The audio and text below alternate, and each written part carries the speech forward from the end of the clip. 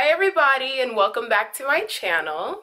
We're taking you back to the basics, baby. We're gonna talk about how to count calories. The number one basic of calorie counting is the nutrition facts label. All you have to do is look at what a serving is and then look at how many calories per serving. Right here is serving size, and then here is how many calories is in every serving. So when it comes to the serving sizes, it's typically measured in either ounces or some sort of cup where you have to use a measuring cup. So it can be a half cup, a third cup, a whole cup, you know, depending on what it is. Or even measuring spoons. So it could be a teaspoon, a tablespoon, whatnot, etc. When it comes down to calorie counting, you have to know the measurements of your foods. So to measure the weight of your foods, you're gonna need a food scale. So the food scale I have is one that I've had for many years now, and it's like the cheapest one that I could find at Walmart, honestly, at the time. I love it, it's perfect, it works for me, everything that I need. But they do have the fancy ones where you can kind of, like the digital food scales, they cost a little bit more, but from what I hear, they're great investments. You'll need measuring cups.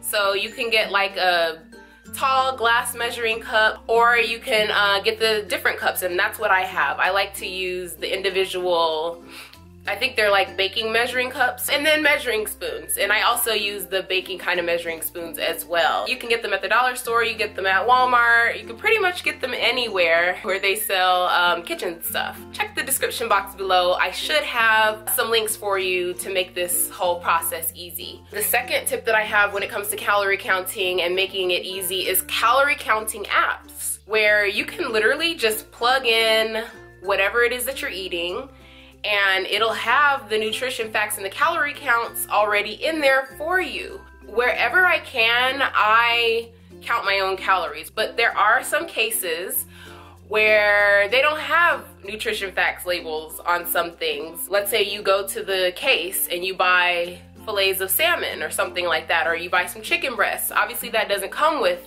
nutrition facts. So that's when I use calorie counting apps like MyFitnessPal or something like that.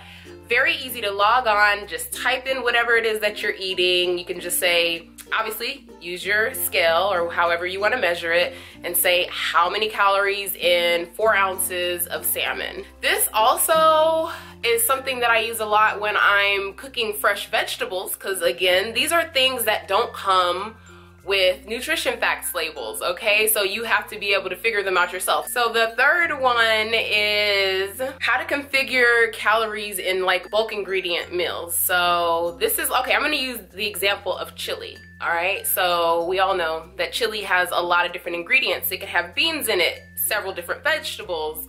You probably gotta put a little bit of oil in there to get the vegetables sauteed. You got meat, and then you got sauces and all kind of different ingredients that can go into a chili. Whenever you're making bulk ingredient dishes, this could be soups, stews, like even making enchiladas or something like that, write down everything that you're putting in there and how many calories that is. So in the example of the chili, 1 bell pepper, X amount of calories, 1 onion, X amount of calories, 2 tomatoes, X amount of calories.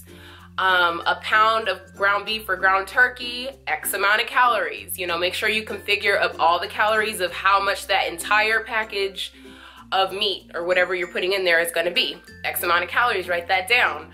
I'm sauteing it in 2 tablespoons of olive oil, X amount of calories, you know. So anything that you're going to put in that pot or pan or whatever it is you're cooking, write it down and put how many calories that whole thing is. Once you put all the ingredients in and you have your entire ingredient list and how many calories is with each of those ingredients, add up all the calories. You want to add them all up.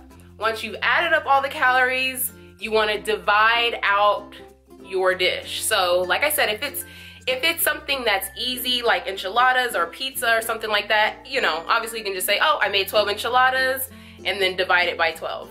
Or I have 8 slices of pizza and then divide it by 8. But with chili or stews and soups, it's gonna be a little bit more involved.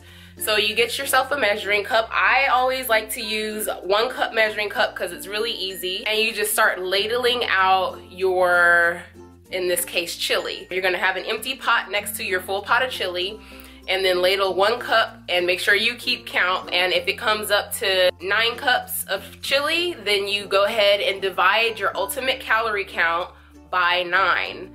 And that's how many calories per cup. That's how you count calories on your bulk ingredient meals. So eating out at restaurants, this has actually become a little bit more easy because many restaurants are starting to carry calorie counts. That makes it really easy. But if you're at a restaurant that doesn't have like their calorie facts, then that's really when having one of those calorie counting apps can come in handy, because they have pretty much everything on those. Like I said, I used to use MyFitnessPal, and every now and then I'll still use MyFitnessPal. But if I were to be honest, I typically just Google stuff.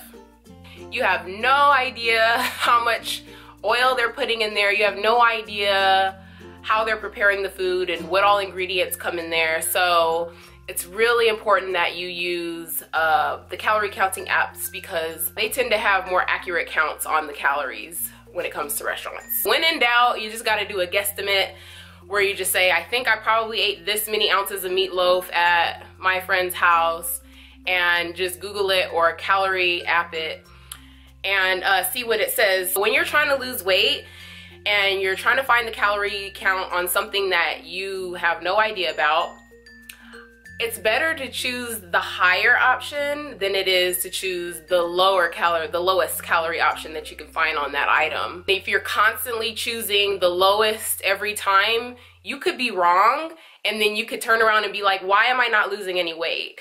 I really hope I didn't forget anything. I know it's something that's so basic that you can be thinking like, everyone should know this, but we all had to learn at some point. If you like this video, please give it a thumbs up and don't forget to subscribe. For one-on-one coaching, check the description box. I'll have all of my information down below.